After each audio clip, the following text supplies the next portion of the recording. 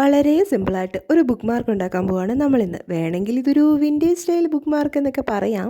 അപ്പോൾ ഞാൻ brown colour choose ചെയ്തിട്ട് അതിനകത്ത് ഇതേപോലെ കുറേ ഡിസൈൻസ് വരച്ചു കൊടുത്തു.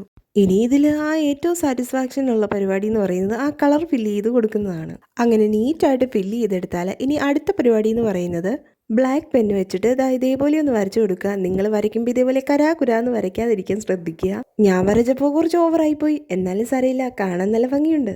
അങ്ങനെ അത് കഴിഞ്ഞാൽ ഇനി ലീവ്സ് ആണ്. ഇതേപോലെ ലീവ്സ് വരച്ചു കൊടുക്കുക. ആദ്യത്തെ 2 ലീവ്സിലെ ഞാനൊന്ന് ഡിസൈൻ ചെയ്ത് നോക്കിയായിരുന്നു എങ്ങനെ ഉണ്ടെന്ന് അറിയാൻ വേണ്ടി. അപ്പോൾ അത് കൊള്ളാമെന്ന് തോന്നിയപ്പോൾ ഞാൻ ഓർത്തു ആ ഡിസൈൻ തന്നെ കണ്ടിന്യൂ ചെയ്യാമെന്ന്. അങ്ങനെ ഞാൻ ബ്രാഞ്ചസിലെല്ലാം ലീവ്സ് അങ്ങോട്ട് വരച്ചു കൊടുത്തു. അങ്ങനെ കംപ്ലീറ്റ് ആയിട്ട് ലീവ്സ് വരച്ചെടുക്കുകയാണ് ചെയ്തത്. ഇനി എല്ലാ ലീവ്സിനകത്തും ഇതേപോലെ ലൈൻസ് കൊടുത്ത് ഫില്ല് ചെയ്തെടുക്കണം. ഈ ഒരു സ്റ്റെപ്പ് റിപ്പീറ്റ് ചെയ്തുകൊണ്ടേ ഇരിക്കുക നമ്മുടെ ലീവ്സ് കഴിയുന്നത് വരെ. അങ്ങനെ ചെയ്ത് ഫൈനലിലൊക്കെ ആകുമ്പോഴത്തേക്ക് നമുക്കൊരു യുണീക്ക് ആയിട്ടുള്ള ലീവ്സ് കിട്ടും. ഇനി ഫൈനൽ സ്റ്റെപ്സ് ആയിട്ട് അതിൽ കുഞ്ഞു ബഡ്സ് ഇതേപോലെ വരച്ചു കൊടുക്കുക. ആദ്യം ബ്ലാക്ക് കളർ ഇങ്ക് വെച്ചിട്ട് നന്നായിട്ട് എല്ലാത്തിലും വരച്ചെടുക്കുക. ഒരു സിക്സാക് മാനറിലാണ് വരയ്ക്കുന്നെങ്കിൽ കാണാനായിട്ട് നല്ല ഭംഗിയായിരിക്കും. ഞാനാണെങ്കിൽ ബഡ്സിനെല്ലാം കളർ ചെയ്യാനായിട്ട് റെഡ് കളറാണ് ചൂസ് ചെയ്യുന്നത്. നിങ്ങൾക്ക് വേണമെങ്കിൽ വേറെ ഏതെങ്കിലും കളർ ചൂസ് ചെയ്യാവുന്നതേ ഉള്ളേ. അങ്ങനെ കളറിംഗ് ഒക്കെ കഴിഞ്ഞപ്പോഴത്തേക്ക് നമ്മുടെ ആ ഫൈനൽ ലുക്കിലേക്ക് എത്തിയിട്ടുണ്ട്.